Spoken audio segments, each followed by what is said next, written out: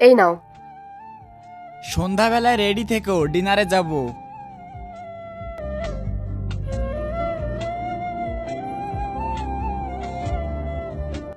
আরে, তুমি এত তাড়াতাড়ি খেয়ে নিলে?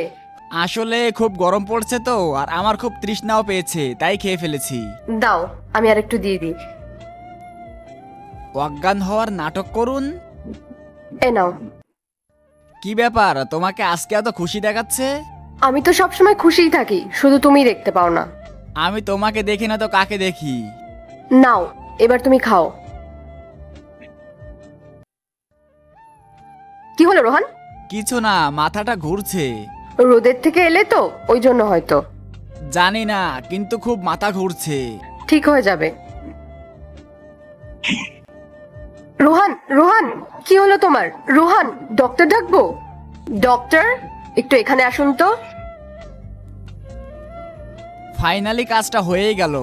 হ্যাঁ, আর রাহুল, ও ওঠার আগে আমাদের সব জিনিসপত্র নিয়ে বেরিয়ে যেতে হবে। চলো। দাদা, দাদা, কবে থেকে চলছে এইসব? দাদা, ওরা ম্যাডামের বয়ফ্রেন্ড। যখনই আপনি বাড়ি থাকেন না, তখনই উনি প্রতিবার আসে। আর আজকে ওরা আপনাকে অজ্ঞান করে আপনার বাড়িতে যত সোনাদানা টাকা পয়সা আছে সব নিয়ে যাওয়ার প্ল্যান করেছে। ঠিক আছে, আমি এখনই পুলিশকে ফোন করছি। আরে না না দাদা, আপনি অজ্ঞান হওয়ার ভান করুন, আমি দেখছি।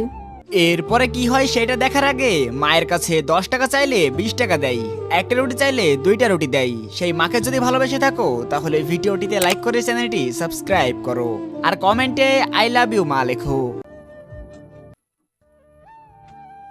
গলাটা খুব শুকাচ্ছে, একটু কোল্ড ড্রিঙ্কস পাওয়া যাবে? চলো,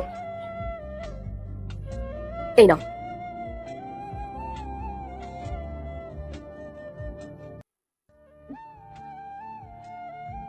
একবার শুধু ওর সাথে আমার ডিভোর্সটা হতে দাও, তারপর ওর অর্ধেক প্রপার্টি নিয়ে আমি তোমার সাথে বিয়ে করব। তারপর আমরা একসাথে থাকবো। রাহুল, আমার না মাথাটা কেমন ঘোরাচ্ছে। আমারও না কেমন মাথাটা। আর এরপরে কি হয় পার্ট 2 দেখতে চাইলে কমেন্ট করো।